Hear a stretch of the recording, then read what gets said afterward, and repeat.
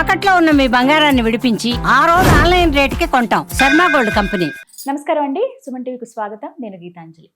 గ్రహణాలు రాబోతున్నాయి, ఎంతో విశేషమైన రోజులని చెబుతారు. ఈ మధ్య కాలంలో చూస్తున్నాం కదా, సాధనా మార్గం వైపు నడిచే వాళ్ళని చాలా మందిని మనం గమనిస్తున్నాం. అయితే సరైన గురువు దగ్గర చక్కటి మంత్రం తీసుకుని ఆ మంత్రోపదేశం తీసుకుని మంత్రజపం చేసి సిద్ధి పొందిన వాళ్ళని ఎంతో మందిని చూస్తున్నాం. చాలా మందికి కోరిక ఉంటుంది, నాతో పాటుగా మనం కూడా గురువు దగ్గర మంత్రం స్వీకరించాలి, అవి జపం చేయాలి, సిద్ధి పొందాలి, వీటికి ఏమైనా విశేషమైన రోజులు ఉంటాయా అని. ఇలా గమనించిన క్రమంలో రాబోతున్నటువంటి గ్రహణాలు ఏవైతే ఉన్నాయో, సూర్యగ్రహణం, చంద్రగ్రహణం ఎంతో విశేషమని తెలుసుకున్నానండి. మనతో పాటు ఉన్నారు శ్రీని గురూజీ, అరుణాచలంలో ఉన్నటువంటి నిత్యాగ్ని ఆశ్రమ నిర్వాహకులు వారు. అలాగే ఓవైపు సాధన, మరోవైపు సేవే పరమావధిగా వారు సేవా కార్యక్రమాలు చేస్తూ ఉంటారు. దాంతో పాటుగా సాధన ఎవరైతే చేయదలుచుకున్నారో, సాధనా మార్గంలో ఎదురయ్యేటువంటి సమస్యలు ఏముంటాయో వాటిని నివృత్తి చేస్తూ మంత్రదీక్షలు కూడా ఇస్తూ ఉంటారు. వారితో మాట్లాడి గ్రహణ సమయంలో ఎలాంటి మంత్రదీక్షలు తీసుకోవాలి, ఎలాంటి మంత్రజపం చేయాలి, సిద్ధి పొందితే కలిగేటువంటి అనుభవాలు ఎలా ఉంటాయి, ఆ సిద్ధి పొందిన మంత్రాన్ని మనం ఎలా ప్రయోగించాలి, అసలు మనం సాధారణ భక్తులుగా గ్రహణం రోజు మంత్ర సాధన చేయవచ్చా, ఇవన్నీ సందేహాలు గురుగారితో మాట్లాడి వివరంగా తెలుసుకుందాం. గురుగారు నమస్కారం అండి. శ్రీ గురు చరణ కమలేభ్యో నమః. సాధనా మార్గం, ఎంతో మందికి సాధనా మార్గాన్ని చూపించారు మీరు, మంత్రోపదేశం చేస్తారు, సాధనా మార్గంలో వచ్చే ఇబ్బందులు వాటిని ఎలా ఫేస్ చేయాలో కూడా చెబుతూ ఉన్నారు. అయితే రాబోతున్న గ్రహణం గురించి ఎన్నో సమస్యలు, సందేహాలు ఉన్నాయండి మాకు.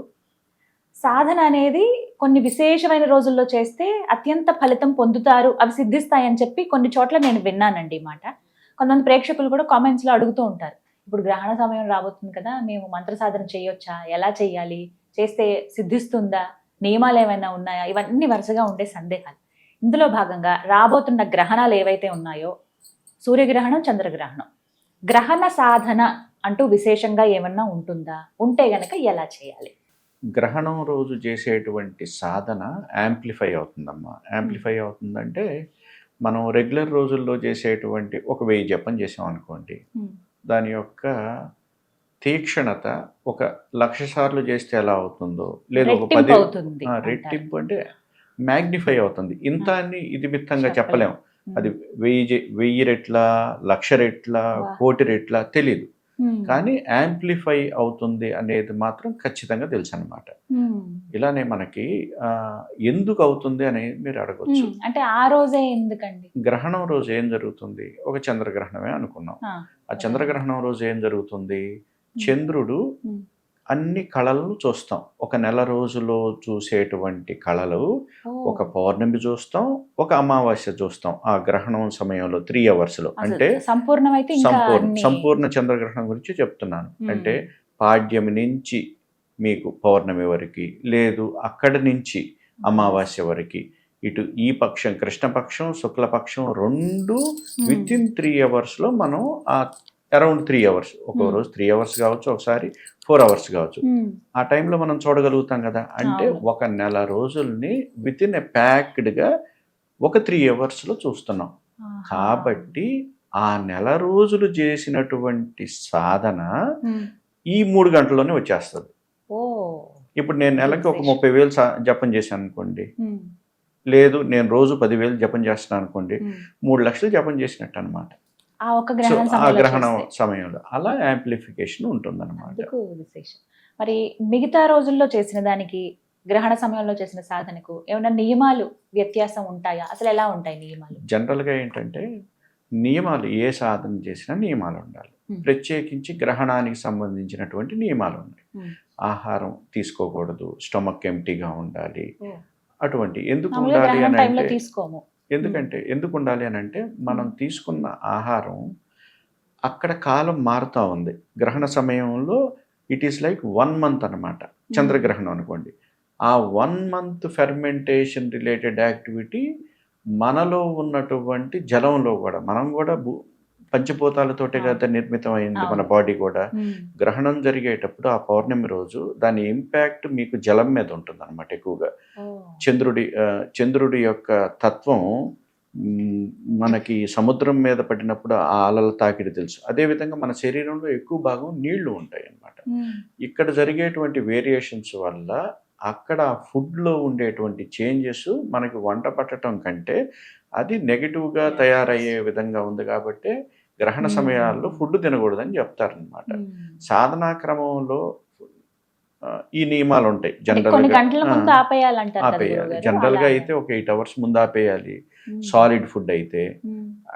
లేదంటే ఏదైనా లిక్విడ్ ఫుడ్ అయితే 4 hours 3 hours ముందు ఆపేస్తే మంచిది అనమాట. ఒకవేళ తీసుకుంటే ఎలాంటి ఆహారం తీసుకోవాలండి ఏదైనా సాధన చేసే ముందు? అంటే సాధన చేసే ముందు ఏదైనా ఫ్రూట్ తీసుకోవచ్చు. తేలిగ్గా జీర్ణం ఒక 1 hourలో, ఇప్పుడు ఒక అరటిపండు తిన్నాం అనుకోండి, ఒక 10 నిమిషాలు 20 నిమిషాల్లోనే జీర్ణం అయిపోతుంది కదా. అలాంటిది జీర్ణం కానటువంటిది ఖచ్చితంగా తీసుకోకూడదు. అంటే అది మన శరీరంలో ఒక 5-6 hours ఉంటుందనుకోండి, అటువంటిది తీసుకోకూడదు. తేలిగ్గా జీర్ణం, పాలు పండ్లు అలాంటివి టక్కన ముందుగానే తీసేసుకొని ఫినిష్ చేసుకొని గ్రహణం స్టార్ట్ అవ్వబోతుంది అనుకున్నప్పుడు గ్రహణ కాలానికి సంబంధించినటువంటి స్నానాదులు ముందుగా వెనక్గా చేసేటువంటి స్నానాలు ఉంటాయి, అవి చేసుకొని గ్రహణ సాధనకు ఉపక్రమించవచ్చు అనమాట. అసలు ఎటువంటి ప్రదేశంలో ఈ సాధన చేయాలి? ఏదైనా కానీ సాధనకి అనుకూలమైనటువంటి ప్రదేశాలు ఉంటాయమ్మా. జనరల్గా ఇంట్లో చేయటం కంటే ఒక క్షేత్రంలో చేయటము, ఒక నదీ తీరంలో చేయటము, లేదు ఒక నిర్జన ప్రదేశాల్లో చేయటము, లేదు ఒక అడవిలో చేయటము, ఇలాంటి ప్లేసెస్లో చేస్తే ఆ ప్రభావం త్వరగా ఉంటుంది అన్నమాట. అంటే ఆ సిద్ధి త్వరగా అవుతుంది. ఒక సాధన చేయాలనుకున్నాం అనుకోండి, 1 లక్ష జపం చేయాలి, ఒక ఫీల్డ్ ఏర్పడాలి, ఆ దేవత రావాలి అని అంటే ఆ ఫీల్డ్ ఏర్పరచడానికి ఒక 30,000 40,000 జపం ఖర్చు అయిపోయింది అనుకోండి, మనం చేసే లక్షలో ఒక 60,000 మిగులుతాయి అనమాట. మనం ఏమనుకుంటామంటే 1 లక్ష జపం కంప్లీట్ అయిపోయింది, మనం సిద్ధి కాలేదని అనుకుంటాం అనమాట. కానీ మన ఇంట్లో మన ఆ ఫీల్డ్ ఏర్పరచడానికి ఇంత జపం వేస్ట్ అవుతుంది అనమాట. అందుకనే దేవతలు తిరిగాడే ప్లేసెస్లో, టెంపుల్స్లోనో నదీ తీరాల్లోనో ప్రకృతితో సంబంధం ఉన్నటువంటి ప్లేసెస్లోనో చేసినప్పుడు మనుషులు లేకుండా ఉండాలి. మనుషులు ఎప్పుడు థాట్ వేవ్స్ బయటికి ఎమిట్ చేస్తూ ఉంటారు అనమాట. వాటిలో పాజిటివ్ ఉంటాయి, నెగిటివ్ ఉంటాయి. ఆ నెగిటివ్ థాట్స్ వైబ్రేషన్స్ వల్ల దేవతా శక్తులు త్వరగా రాదు. కాబట్టి ఎక్కడ పాజిటివిటీ ఎక్కువ ఉంటుందో అక్కడ గుడ్ ఫీల్డ్ ఉంటుంది అనమాట. ఆ ఫీల్డ్ దగ్గర, అటువంటి ఫీల్డ్ దగ్గర చేసేటువంటి సాధనలు త్వరగా సఫలం అవుతాయి. అంటే ఏమన్నా విశేషమైన రోజులు అంటూ ఉంటాయా అండి సాధన చేయటానికి, అవి త్వరగా ఫలించటానికి? ఇందాక మీరు అన్నారు పలానా రోజుల్లో చేస్తే యాంప్లిఫై అవుతాయి అని చెప్పి. అంటే అలా ఏమైనా ఉన్నాయి? ఇప్పుడు రాబోతోంది March 3 అంటున్నారు, హోలీ. మరి ఆ రోజున అదే అంటే అది ఎంత పవర్ఫుల్, మనం ఆ రోజు చెయ్యొచ్చా అసలు సాధన? విశేషంగా ఒక సంవత్సరంలో సాధకులకి బాగా అనుకూలమైనటువంటి 4 రోజులు ఉన్నాయమ్మా. ఒకటి ఇప్పుడు రాబోతున్న హోలీ. హోలీని క్రూర రాత్రి లేదు దారుణ రాత్రి అని సాధకులు పిలుస్తారు. ఏంటిది క్రూర రాత్రి దారుణ రాత్రి అనుకుంటున్నారేమో. మంచి రోజే, కానీ ఆ రోజు నెగిటివిటీని తీసేసివ్వండి. హోలీ దహనం చేస్తాం కదా, సాధనలో ఆ విధంగా పిలుస్తారు. సో ఆ రోజు చేసేటువంటి సాధన విశేషమైనటువంటి ప్రతిఫలాన్ని ఇస్తుంది. ఆ తరువాత శివరాత్రి. శివరాత్రిని మహారాత్రి అని కూడా అంటారు. ఆ రోజు మనందరికీ తెలిసిందే శివరాత్రి రోజు ఉండేటువంటి ఎనర్జీ ఎలా ఉంటుందో. ఈ ప్రత్యేకించి ఈ 4 రోజులు శివరాత్రి, హోలికా రాత్రి, దీపావళి ప్లస్ జన్మాష్టమి. దీపావళిని కాళరాత్రి అంటారు, జన్మాష్టమిని మోహరాత్రి అంటారు. మోహరాత్రి, కాళరాత్రి, శివరాత్రి, దారుణ రాత్రి ఆర్ క్రూర రాత్రి అంటారు. ఈ 4 రాత్రులు సాధకులకి అత్యంత ఇంపార్టెంట్ అయినటువంటి డేస్ అన్నమాట. ఈ 4 రోజుల్లో ఇట్ ఈస్ లైక్ మనకి వైఫై ఓపెన్ చేసినట్టే, పాస్వర్డ్ లేకుండా అనమాట. అంత అబండెంట్ ఎనర్జీ యూనివర్స్ నుంచి వస్తుంది. మనం ఈ రోజుల్లో ఒక్క రోజులో సిద్ధయ్యే మంత్రాలు ఉన్నాయి, ఒకే రోజులో. కొన్ని సాధనలు ఉన్నాయి ఆ ఓవర్ నైట్లోనే ఈవినింగ్ టు ఆ నెక్స్ట్ డే మార్నింగ్ దాకా చేసేస్తే సిద్ధయ్యేటువంటి మంత్రాలు కూడా ఉంటాయి అన్నమాట. అందుకని సాధకులు ఎవ్వరు ఈ 4 రాత్రులను వదిలిపెట్టరు, గ్రహణాలని వదిలిపెట్టరు. అందుకే చాలా ముఖ్యమైన రోజులు. ఏదైనా కార్యక్రమం గురించి అడిగిన గురువుగారు, రేపు గ్రహణం ఉంది, సాధన ఉంది మాకు, మేము ఇప్పుడు అందుబాటులో ఉండం అని చెప్పేస్తూ ఉంటారు. అప్పుడు అనుకునేదాన్ని, అంటే ఏంటో విశేషం అని, అంటే కేవలం వారు మాత్రమే చేస్తారా, అసలు ఏంటో విశేషం ఇంత పర్టికులర్ గా చెప్తున్నారు అనుకునేదాన్ని. కానీ ఇప్పుడు తెలిసింది. మీరు ధ్యానం చేసే వాళ్ళకు కూడా ఈ గ్రహణ సమయంలో కానీ ఇప్పుడు నేను చెప్పిన ఈ 4 రాత్రుల్లో కానీ వాళ్ళు ఈజీగా టాంజిబుల్గా డిఫరెన్స్ ఉంటుందన్నమాట. ఖచ్చితంగా నార్మల్గా ఒక ధ్యానం చేసే వాళ్ళకి ఒక మంచి మెడిటేటివ్ స్టేట్కి వెళ్ళటానికి ఒక అరగంట పట్టింది అనుకోండి ధ్యానంలో, ఆ రోజు 2 నిమిషాలే సరిపోతుంది అనమాట. అంతటి అబెండెంట్ ఎనర్జీ పైనుంచి పాస్ ఆన్ అవుతూ ఉంటుంది, మనకి ఓపెన్గా రిసీవ్ అవుతుంది అనమాట. ఇప్పుడు మీరు మాటల్లో అన్నారు గురుగారు, మంత్రం ఇన్నిసార్లు చేస్తే త్వరగా సిద్ధించే ఉంటాయి. మంత్రం విషయం వచ్చింది కాబట్టి ఎటువంటి మంత్రాన్ని అసలు పఠించాలి, ఎటువంటి మంత్ర జపం చెయ్యాలి, ఖచ్చితంగా గురుపదేశం తీసుకోవాలా, గురుముఖంగా నేర్చుకున్నటువంటి మంత్రాన్నే మేము పఠించాలా, మాకు తెలిసిన మంత్రం లేకపోతే మాకు ఇష్టదైవం ఎవరైనా సరే అలా పఠించేయచ్చా? మంత్రం తీసుకొని ఉపాసన చేయాలి అని అంటే ఖచ్చితంగా గురువు దగ్గర నుంచే తీసుకోవాలమ్మా. లేదు నాకు ఇష్టదైవం ఉంది, నేను ఆ ఇష్టదైవానికి సంబంధించింది ఏదో ఒకటి చేయాలి అని అనుకున్నప్పుడు స్తోత్రాలు ఉన్నాయి కదా, అష్టకాలు ఉన్నాయి, స్తోత్రాలు ఉన్నాయి, అవన్నీ చక్కగా ఎవరిని అడగాల్సిన పని లేదు, చక్కగా మీరు చదువుకోవచ్చు స్తోత్రాల వరకు. కాదు నేను జపం చేయాలి అని అనుకున్నప్పుడు ఖచ్చితంగా గురువుని ఆశ్రయించాలి. గురువు చెప్పినటువంటి విధి విధానాల ద్వారానే ఆ జపం చేస్తే సఫలం అవుతుంది. గురుగారు ఒక మాట విన్నానండి, ఈ గ్రహణ సాధన చేసే సమయంలో ఉగ్రదేవత ఆరాధన అనేది ఎక్కువ ఫలితాన్ని ఇస్తుంది, త్వరగా ఫలితాన్ని ఇస్తుంది. అసలు అలాంటి సమయాల్లో ఉగ్రదేవతల ఆరాధన చేయాలి అనేది విన్నాను. ఇది ఎంతవరకు నిజం? నాకు ఒక ఈ సందేహం. గ్రహణ సమయాల్లో తామసిక రాజసిక దేవతలను చేస్తే త్వరగా ప్రతిఫలిస్తుంది అనేది ఉందమ్మా శాస్త్రంలో. సాత్వికమైనటువంటి దేవతల కంటే కామ్యం కోసం చేసేది రాజసిక దేవతలు, అలానే తామసిక దేవతల యొక్క ఆరాధన త్వరగా ప్రతిఫలిస్తుంది అనేది విన్నాను నేను. మేము కూడా చేసాం అటువంటి సాధనలు. సాత్విక దేవతలు చేయకూడదా అంటే చేయొచ్చు బ్రహ్మాండంగా, వారి ఇష్టం, చేయకూడదని ఏం లేదు. రిజల్ట్ ఓరియంటెడ్గా చూడాలి అని అనుకున్నప్పుడు సపోజ్ ఒక యక్షిణి సాధన చేయాలనుకున్నారు, లేదు ఒక్క రోజులోనే సిద్ధి కలిగించేటువంటి కొన్ని అప్సరా సాధనలు కానీ కొన్ని సాధనలు ఉన్నాయి, తంత్ర విధానాలు, అవి 1 డేలోనే సిద్ధిస్తాయి అన్నమాట.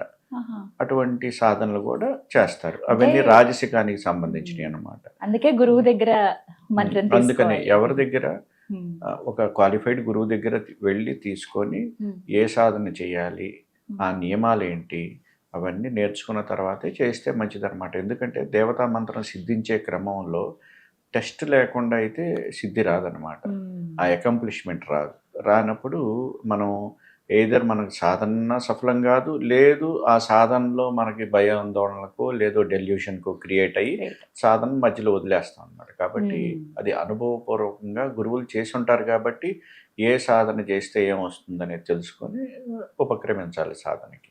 ఇప్పుడు మీరు మంత్ర దీక్షలు ఇస్తారు కదా గురువు గారు, మరి ప్రత్యక్షంగా మీ దగ్గరికి రావాలా? ఇప్పుడు రాబోతున్నటువంటి పౌర్ణమి కావచ్చు, వీరికి హోలీకి ఉంది కాబట్టి చంద్రగ్రహణం, మేము ఇలా మంత్ర సాధన చేయాలనుకుంటున్నామండి అన్న వాళ్ళకి ప్రత్యక్షంగా రావాల్సి ఉంటుందండి? ప్రత్యక్షంగా వచ్చి మంత్ర దీక్ష తీసుకుంటేనే ఉత్తమం తల్లి. ఇప్పుడు విదేశాల్లో ఉంటారు, వారికి మంత్ర దీక్ష కావాలి, తప్పదు. అలాంటి అప్పుడు ఇక ఫోన్ ద్వారా ఇస్తూ ఉంటాం అన్నమాట. ఏదైనా కానీ శబ్ద తరంగాల ద్వారా కూడా అది జరుగుతుంది. కాకపోతే ప్రత్యేకించి నేనేమంటానంటే ప్రత్యక్షంగా వచ్చి మంత్ర సాధన, వాటి విధులు తెలుసుకోవటం, దానికి ఎలాంటి ఇంప్లికేషన్స్ ఉంటాయి, ఏముంటాయి అనేది ముందుగా దాని గురించి అవగాహన పెంచుకొని ఆ తత్వంలోకి, ఆ దేవత యొక్క తత్వం అర్థం కావాలన్నమాట. జనరల్గా సాధనకి మంత్రాలు కావాలని వచ్చేవాళ్ళు ఏంటంటే ఒక అట్రాక్షన్ కోసం వస్తారనమాట. ఏదో సాధన చేస్తే నాకు ఇది వచ్చేసిద్ది, లేకపోతే ఆ దేవత సిద్ధి అవుతుంది, లేదా ఆ దేవత ప్రత్యక్షం అవుతుంది, ఇటువంటి ఉద్దేశాలతోటి వచ్చేది. ఆ దేవత యొక్క తత్వం తెలుసుకోకుండా ఆ సాధన చేయటం ప్రతిఫలించదు. ప్లస్ మోర్ ఓవర్ సాధన అనేది ఈజీగా ఏమి ఉండదు. ఏ చిన్న సాధన అయినా పెద్ద సాధన అయినా కానీ అంత ఈజీగా ఏమి ఉండదు. దానికి సంబంధించిన టెస్టింగ్ ఉంటుంది అనమాట. ఆ టెస్టింగ్కి నిలబడగలిగినటువంటి స్థైర్యం ఉండాలి, ధైర్యం ఉండాలి. ఏదైనా ఒక నిర్జన ప్రదేశంలో చేస్తున్నారు, ఒక శబ్దం వినిపిస్తుంది, ఆ శబ్దానికి భయపడి సాధన మధ్యలో వదిలేసి పరిగెత్తేటట్టు ఉండకూడదు అనమాట. ఆ శబ్దం ఎందుకు వచ్చింది, ఏం జరుగుతుంది, లేదు ఒక దృశ్యం, ఒక దేవతా దృశ్యం కనిపిస్తుంది, అది నిజమే అనుకొని మాల మధ్యలో వదిలేయకూడదు అనమాట. లాస్ట్ దాకా గురువు గారు చెప్పినటువంటి ఆ జప కౌంట్ ఫినిష్ అయ్యేదాకా మనం లేవకుండా సాధన చేసేటట్టు ఉంటే మాత్రమే పూర్ణ సిద్ధి అవుతుంది. అది ఖచ్చితంగా కొనసాగించాలి. కొనసాగించాలి. ఇవన్నీ కూడా గురువు దగ్గర మంత్రం తీసుకున్నప్పుడు మీరు చెప్తారు, తెలియచేస్తారు ఎలా అంటే ఉంటుంది, ఏంటి అని. సాధనకి నియమాలు ఉంటాయి అన్నమాట. వ్యవధి ఎంత ఉంటుంది, ఉమ్. ఎంత జప సంఖ్య ఉంటుంది, ఏ దిక్కులో కూర్చోవాలి, ఓ, ఏ రంగు బట్టలు వేసుకోవాలి, ఇవి కూడా ఉంటాయి. ఏ మాల వాడాలి, ఏ యంత్రం పెట్టుకోవాలి, ఓ, ఇది పగలు చేయాలా, రాత్రి చేయాలా, గుళ్ళో చేయాలా, అడవిలో చేయాలా, ఇంకేదైనా నిర్జన ప్రదేశాల్లో చేయాలా అనేది ఇవన్నీ గురువు నుంచి తెలుసుకుంటేనే ఉత్తమంగా ఉంటుంది. ఓ. ఆ మంత్రంలో ఇప్పుడు ఇంటర్నెట్ ద్వారా చేసేటువంటి మంత్రాల్లో తప్పు దొరుకుతూ ఉంటుంది. ఏదైనా టెక్స్ట్ ఉమ్. ఏదో టైపోస్ ఉంటాయి అన్నమాట. అవి తప్పు తెలియక చేయటం. ఉమ్. ఆ మంత్రం కూడా ఆ పర్సన్కి సూట్ అవుతుందా లేదా అనేది గురువు చెప్పగలుగుతాడనమాట. ఆ అర్వణ పద్ధతి అనేది ఉంటుందన్నమాట. దాంట్లో మంత్రం సిద్ధి, సాధ్య, సుసాధ్య, హరి అని 4 కేటగిరీస్ ఉంటాయి. హరి అంటే శత్రువు. ఆ మంత్రం చేస్తే శత్రుత్వం కూడా వస్తుందన్నమాట, ఇబ్బంది కూడా జరుగుతుంది. అటువంటివి కూడా ఉంటాయి అన్నమాట. అందుకని ఓ. మంత్రాన్ని చాలా తెలుసుకొని జాగ్రత్తగా క్వాలిఫైడ్గా ఉన్న గురువు దగ్గరికి వెళ్తే ఉమ్. మీ నేమ్లో మొదటి అక్షరం ఆ మంత్రంలో ఉన్నటువంటి మొదటి అక్షరానికి ఇది సిద్ధి కేటగిరీలో పడుతుందా, ఉమ్. సాధ్యం కేటగిరీలో పడుతుందా, సుసాధ్యం కేటగిరీలో పడుతుందా, హరి కేటగిరీలో పడుతుందా వాళ్ళకి అర్థమైపోతుంది. అప్పుడు మీకు సూటబుల్ మంత్రం ఇస్తారు. అంతేకాకుండా మనం ఆహా. పుస్తకం ఓపెన్ చేసామా, లేదు ఇంటర్నెట్లో ఎవరో స్వర్ణాకర్షణ భైరవ మంత్రం అంటారు, ఆ. వారాహి మంత్రం అంటారు, చూస్తున్నాను టక్కని అది. చేసేస్తే మనకేదో వచ్చేస్తుంది, లేదు స్వప్న విద్యో కర్ణ విద్యో ఏయో ఆ విద్యలు ఈ విద్యలు అనుకొని చేసేసారనుకోండి ఇబ్బందులు పాలవుతారు. ఉమ్. ప్రత్యేకించి ఇలా ఉపాసనా పరంగా సాధనా పరంగా రావాలనుకున్న వాళ్ళకి ఖచ్చితంగా గురువును అప్రోచ్ చేయటం అనేది ఉత్తమమైనటువంటి నియమం అన్నమాట. ఇప్పుడు అరుణాచలం నిత్యాగ్ని ఆశ్రమానికి రావచ్చా గురువు గారు? రావచ్చు, దీక్ష ఎప్పుడైనా రావచ్చు. తీసుకోవాలనుకుంటే. అలా కూడా ఫస్ట్ ఫోన్ లో సంప్రదించి డైరెక్ట్ గా వచ్చి కలవచ్చు. ఈ లోపు పౌర్ణమి ఇంకా సమయం ఉంది కాబట్టి ఈ లోపే వచ్చి అవును. మంత్ర దీక్ష తీసుకోవచ్చు. అలాగే ఇప్పుడు ఒక మంత్ర దీక్ష తీసుకున్నాము, జపం ప్రారంభించాము, మంత్ర జపం, గ్రహణ సమయం ఇంకా దాదాపుగా పూర్తి వచ్చింది. ఆ రోజే సిద్ధించేవి కూడా ఉన్నాయని అన్నారు కదా. అసలు ఆ మంత్ర సాధన ఏదైతే ఉందో, ఆ జపం చేసినటువంటి దాని ఫలితం ఎన్ని రోజుల్లో అందుకోవచ్చు? వెంటనే అందుకోవచ్చా? అసలు సిద్ధించిందని మాకు ఎలా తెలుస్తుంది? ఇది డిపెండ్స్ అమ్మా. ఇప్పుడు మంత్ర సాధనకి ఒక అంగాలు ఉన్నాయి, పురస్చరణ విధులు ఉన్నాయి. ఫస్ట్ జపం చేయాలి, ఆ తర్వాత తద్దశాంశ హోమం చేయాలి, దానిలో ఉన్న దశాంశంతో తర్పణ చేయాలి, దానిలో ఉన్న దశాంశంతో మార్జన చేయాలి, ఆ తర్వాత అన్న సమారాధన చేయాలి. ఈ అన్ని అంగాలను కలిపి పురస్చరణ అంటారు. ఆ పురస్చరణ చేసిన తర్వాత ఆ మంత్రం సిద్ధయిందో లేదో ప్రయోగం చేసి చూడాలన్నమాట. ఆ ప్రయోగం అంటే ఒక మంత్రాన్ని, ఒక దేవతా మంత్రాన్ని మనం ప్రాపర్గా గురువు దగ్గర నుంచి తీసుకొని, అంటే మంత్రం తీసుకునేటప్పుడే ఆ మంత్రం ఏ దేవతది, దానికి ఋషి ఎవరు, దానికి ఛందస్సు ఏమిటి, దానికి బీజం ఏమిటి, దానికి కీలకం ఏమిటి, దానికి న్యాసం ఏమిటి, ఈ అంగాలన్నీ తెలుసుకోవాలి. ప్రాపర్గా మంత్ర జపం చేయాలి. ఆ నియమిత సంఖ్య చేసిన తర్వాత దానికి దశాంశ హోమం చేయాలి. ఆ తర్వాత ఆ కౌంట్లో నుంచి దశాంశం తర్పణం, ఆ తర్వాత ఆ కౌంట్లో నుంచి దశాంశం మార్జన, తర్వాత అన్న సమారాధన చేయాలి. ఇవన్నీ అయిపోయిన తర్వాత హోమం ద్వారా ప్రయోగ విధి చేయాలన్నమాట. హోమం ద్వారా ప్రయోగ విధి చేసేటప్పుడు మనం ఒక కోరిక కోరుకోవాలి. ఆ కోరిక కోరుకొని నాకు 10 రోజుల్లో ఇది చేసి పెట్టండి అని ఆ దేవతని అడగాలి. అంటే ఈ పురస్చరణ చేయటం వల్ల you are qualified to ask something. అప్పటి వరకు మనం క్వాలిఫైడ్ కాదు, అర్హత ఉండదు. అప్పుడు అర్హత వస్తుంది. అర్హత వచ్చిన తర్వాత ఆ అర్హత సాధించామా లేదా అనేది ఎలా తెలుస్తుంది? మీరు ప్రయోగం చేసినప్పుడు వచ్చే రిజల్ట్ని బట్టి ఆ దేవత మీకు అనుగ్రహించిందా లేదా అనేది తెలుస్తుంది. దీన్నే సిద్ధి అంటారు. సిద్ధి అంటే ఏదో మిరాకిల్స్ చేయటం అని కాదు. సిద్ధి ఈజ్ నథింగ్ బట్ అకంప్లిష్మెంట్ అనమాట. మనం అనుకున్నది జరగటం. ఇప్పుడు వివాహం కాని వాళ్ళు ఉంటారు, వివాహం అవ్వాలి అని సాధన చేశారనుకోండి, వాళ్ళకి వివాహం అయింది, సిద్ధించినట్టే. లేదు నాకు దేవత ప్రత్యక్షంగా కనపడాలనుకునే వాళ్ళు ఉంటారు, వారికి కనిపించింది అనుకోండి, సిద్ధి అయినట్టే. లేదు నాకు దేవత కల్లోకి వచ్చి మాట్లాడాలనుకునే వాళ్ళు ఉంటారు, దానికి కూడా సాధనలు ఉన్నాయి. వారికి కల్లోకి వచ్చింది అనుకోండి దేవత, సిద్ధించినట్టే. అలా ఇలా ఏదో ఒక రూపంలో, అంటే మన కోరిక బట్టి, మన కోరికను బట్టి. సో కాబట్టి ఒకే రోజులో అవుతుందా లేదా అనేది పర్సన్ టు పర్సన్ ఇంటెన్సిటీ, ఉమ్, ఆ చేసే సాధన, ఉమ్. ఆ రోజు ఉమ్. అన్నిటిని బట్టి ఉంటుంది. ఇప్పుడు ఈ జపం అన్నసంతర్పణ ఇవన్నీ పూర్తయిన ఎన్ని రోజులకు చేసుకోవచ్చు అండి? జపం పూర్తయిన వెంటనే చేసుకోవాలి, గ్యాప్ లేకుండా చేసుకుంటే కరెక్ట్. అప్పుడు ఫలితం వెంటనే ఉమ్. వస్తుంది, సిద్ధించిందని.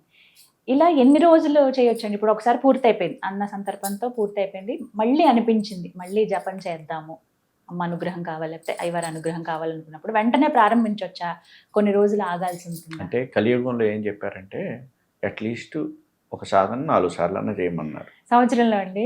కాదు, అది సిద్ధించాలంటే. ఆహా. అంటే మనకున్నటువంటి జీవితకాలంలో. స్థితిని బట్టి, ఉమ్, మనకున్నటువంటి మానసిక పరిపక్వతని, జ్ఞానాన్ని, దృఢత్వాన్ని, ఉమ్, నమ్మకాన్ని బేస్ చేసుకొని మనం చాలా తక్కువ కదా కలియుగంలో మిగతా యుగాల కంటే, కాబట్టి అట్లీస్ట్ 4 అటెంప్ట్స్ అన్నా చేయమని చెప్పారు. ఉమ్. 4 అటెంప్ట్స్ చేస్తే ఖచ్చితంగా సిద్ధవుతుంది వెంట అనేది వెంటనే గురువు చేయొచ్చు ఉద్దేశం. అంటారా? వెంటనే చేస్తే మరీ మంచిది, ఉమ్, మరీ మంచిది. ఉమ్, ఒక్కసారి చేసేసి నాకు కాలేదు అని చెప్పి అనుకోకూడదు అనమాట. ఉమ్. అట్లీస్ట్ అది 4 తప్పు. టైమ్స్ అన్నా ట్రై చేస్తే అవుతుంది. ఉమ్, ఏదైనా 4 అంతే కదా. సార్లైనా చేయాలి. ఉమ్. గురుగారు, ఒక చిన్న సందేహం అండి. ఇప్పుడు నూతనంగా నిత్యాగ్ని ఆశ్రమం నిర్మితం అవుతోంది అరుణాచలంలో వరుణలింగం దగ్గర. ఆశ్రమంలో నేను ఒకటి గమనించాను, కక్ష్య అని చెప్పి ఒకటి ఏర్పాటు చేశారు. అంటే ఏంటంటే అంటే ఒక గదిలాగా ఉంది, కక్షలు ఇవి అని చూపించారు. అసలు ఏంటండి అవి? అవి సాధనా కక్షలమ్మా. అవి చిన్న చిన్న రూమ్స్ లాగా ఉంటాయి అన్నమాట. రూమ్ లా ఉన్నాయి. వన్స్ ఒక ఇంటెన్స్ సాధన చేయాలి, ఈ సాధన చేసి ఇది సిద్ధి పొందే బయటకు వస్తాననేటువంటి సాధకులు ఉంటారు, తీవ్ర సాధకులు. వారికి అవసరమైనటువంటి ప్రదేశం అన్నమాట. ఆ కక్షల్లో వన్స్ ఎవరైనా వెళ్ళారు అంటే, సపోజ్ ఒక 3 లక్షలు జపం చేయాలి అని అనుకుంటే, ఆ 3 లక్షల జపం చేస్తేనే బయటకు వస్తారు. అది 10 రోజులు కావచ్చు, 20 రోజులు కావచ్చు, ఒక మండలం కావచ్చు. ఈలోపు వాళ్ళని ఇంకొక మనిషి చూడడు, మేము వాళ్ళని చూడం. వాళ్ళకి మాత్రం ఫుడ్ ఒక ట్రే లాగా ఉంటుంది, దాంట్లోంచి రోజు సప్లై చేస్తూ ఉంటాం అన్నమాట.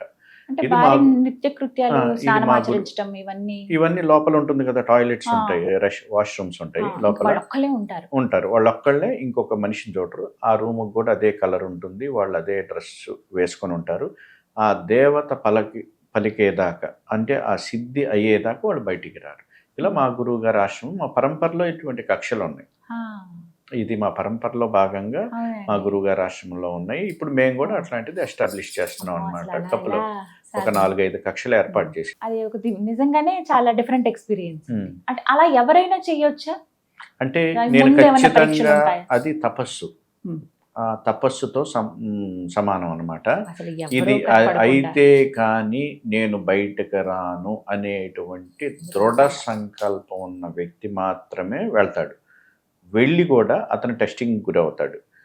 ప్లస్ మధ్యలో బయటికి రావాలనిపిస్తుంది. ఎవరో 10 మంది చేస్తే ఒక 4-5 అయితే ఖచ్చితంగా సాధన సిద్ధి పరుచుకొని వస్తారనమాట బయట. కానీ అలా అనుకోవటం, అసలు ఎవ్వరు మనిషి లేకుండా అంటే అన్ని గుహ, రోజుల అంటే పాటు, ఇంకా మోడర్న్ గుహ almost. అనుకోండి అంతే. మీరు గుహలోకి వెళ్ళి ఆ సాధన కంప్లీట్ చేసుకొని వచ్చేసారు అనేది. అటువంటి ఇప్పుడు మనకి అందుబాటులో అందుబాటులో ఉన్నాయి కదండి. ఇక ఎవరైనా ఒక 3 కట్టించామమ్మా అటువంటి. 3 ఉన్నాయండి. 3 అంటే దాంట్లో తక్కువ మంది వస్తారు, అట్లా అడిగే వాళ్ళు తక్కువ మంది ఉంటారు. అలా కాకుండా పెద్ద మెడిటేషన్ హాల్ ఉందన్నమాట, సాధన మందిర్. అది గురు మందిర్. మా గురువు గారు నిఖిలేశ్వరానంద స్వామి విగ్రహం ఉంటుంది, వారి ముందు కూర్చొని చక్కగా మిగతా సాధనలు అన్నీ చేయొచ్చు. కాదు నేను కక్షలోకే వెళ్తానంటే దే షుడ్ బి క్వాలిఫైడ్. అంటే అలా వెళ్ళి 2 రోజులు వెళ్ళి 3వ రోజు రావటం కాకుండా వాళ్ళకి అట్లీస్ట్ ప్రీవియస్ సాధన చేసినటువంటి అనుభవం ఉండాలి. ప్లస్ ఏదైనా దేవత అనుభూతులు కలిగినప్పుడు భయపడకుండా ఉండాలి. ఎందుకంటే వేరియస్ అనుభూతులు ఉంటాయి అన్నమాట. కొన్ని భయంకరంగా కూడా ఉంటాయి అనుభూతులు. అంటే అలా ఎవరన్నా వచ్చి ఏదో ఇబ్బంది పెట్టినట్టు కానీ, పెద్ద పెద్ద శబ్దాలు వినిపించడం కానీ, వాటికి భయపడని వ్యక్తులైతే వాటికి అలో చేస్తాం అన్నమాట అటువంటి సాధన కక్షలు. ఎన్నో పరీక్షలు ఉంటాయి, అంత సులువు కాదు, ఏది సులభంగా రాదమ్మా. అది మాత్రం నిజమండి. చూశాను కదా, అంటే మనం అనుకుంటాం, చూసే వాళ్ళకి ఏమనిపిస్తుంది అంటే ఏముందిలే పూజే కదా, జపం చేస్తే ఇట్లా వచ్చేస్తారు, అది సులువైనదని అనుకుంటారు. అతి కష్టమైంది స్పిరిచువాలిటీలో ఉండడం, అది కొనసాగడం అండి. కానీ అసలు మీరు ఎలా ఇన్ని రోజులు ఇలా కంటిన్యూ చేస్తున్నారో దండం పెట్టాలి నిజంగా. అంతా మా గురువు అనుగ్రహం అమ్మా.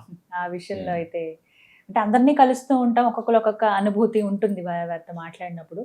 మీతో ఏంటంటే ఆ గురువు, ఆ కనెక్టింగ్ ఎప్పుడు అనిపిస్తూనే ఉంటుంది, అతి దగ్గరగా నేను మీ దగ్గర మంత్రదీక్ష తీసుకున్న ఆ అనుభవం అది ఎప్పటికీ నేను మర్చిపోలేనండి. గ్రహణ సాధన చేశాను, అది అది ఎప్పటికీ మర్చిపోలేను. తర్వాత ఎప్పుడన్నా షేర్ చేసుకుంటాను డెఫినెట్ గా. తప్పకుండా ఎందుకంటే ఇప్పుడు రాబోతున్న గ్రహణ సాధన కూడా మీ ఆధ్వర్యంలోనే చేయాలనేది నా కోరిక. తప్పకుండా తల్లి. గ్రహణ సాధన నేను సాధకులకి ఏంటంటే, సాధకులకి నేను చెప్పాల్సిన అవసరం లేదు. సాధకుడిగా ఉన్న వాళ్ళందరికీ గ్రహణం రోజు జరిగే అనుభూతి వాళ్ళే అనుభవిస్తారనమాట. ఇంకా సాధనలోకి రావాలనుకున్న వాళ్ళు కూడా ఒకవేళ మంత్రం లేకపోయినా కూడా వాళ్ళకి ఏదైనా స్తోత్రాలు కానీ, అష్టకాలు కానీ, నామస్మరణ కానీ ఒకసారి అలా ఆ 3 hours 4 hours కూర్చొని అనుభవించండి, చేయండి. మీకు ఆ డిఫరెన్స్ ఖచ్చితంగా తెలుస్తుంది. ఇప్పుడు ఫిబ్రవరి 17 అలాగే మార్చి 3 మళ్ళీ అలాగే ఆగస్ట్ లో కూడా వస్తోందండి సూర్యగ్రహణం, చంద్రగ్రహణం. ఇప్పుడు కొంచెం ప్రిపేర్ అయితే మాలాంటి వాళ్ళం అప్పటికి ఇంకా తయారవుతాం. అవునండి. ఇంకొకటి ఏంటంటే ఒక చిన్న మిస్కన్సెప్షన్ ఉందమ్మా మనకి. జనరల్ గా గ్రహణం రోజు మనకి కనిపిస్తేనే గ్రహణం, కనిపించకపోతే గ్రహణం అనేది ఒకటి ఉంటుంది. ఇది సూతక పాటించే వాళ్ళకి టెంపుల్స్ కి రిలేటెడ్, కానీ సాధకులకు మాత్రం కాదు.